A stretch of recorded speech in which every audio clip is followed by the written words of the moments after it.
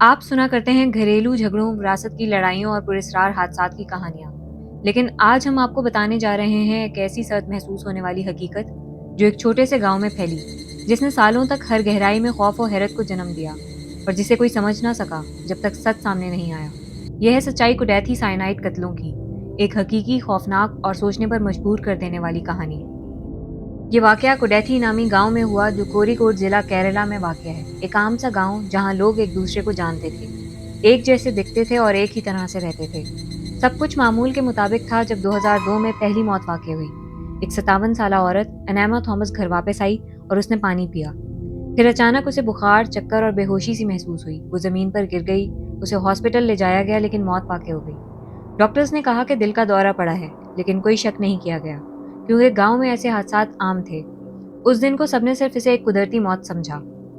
2008 میں انیما کے شوہر ٹام تھامس کی موت ہوئی، اسی طرح اچانک بے ہوشی پھر موت۔ ڈاکٹرز نے پھر کہا کہ قدرتی موت ہے، کسی پر کوئی شک نہ ہوا۔ کچھ سالوں بعد 2011 میں ان کے بیٹے رائے تھامس کی بھی ڈیتھ ہوئی۔ اس بار ڈاکٹرز نے پوسٹ مارٹم میں زہر کے اثرات محسوس کیے، لیکن پھر بھی تحقیقات نہ کی گئی۔ یہ سب کچھ ایک ہی خاندان میں ہو رہا تھا لیکن کوئی خطرے کی گھنٹی نہ بجی۔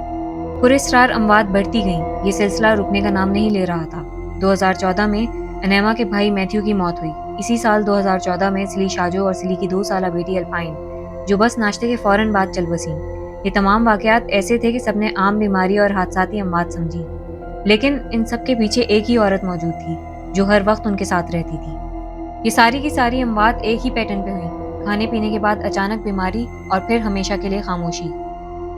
سب کچھ 2019 کے بعد تبدیل ہوا جب رائے تھامس کا بھائی روجو امریکہ سے واپس آیا اور پولیس میں شکایت دائر کی کہ خاندان کی اموات قدرتی نہیں لگتی۔ پولیس نے لاشوں کو قبر سے نکال کر فورینسک ٹیسٹ کروائے اور نتیجہ انتہائی حیران کن نکلا۔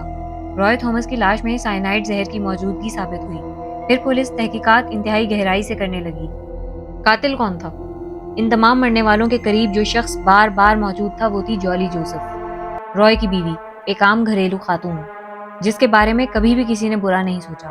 پولیس نے جب گہرائی سے پوچھ تاچھ کی تو جولی نے اعتراف کیا کہ اس نے ان سب کو زہر دے کر مارا۔ یہ زہر تھا پوٹیشیم سائنائڈ، ایک انتہائی خطرناک زہر جو بہت کم مقدار میں بھی موت کا سبب بن سکتا ہے۔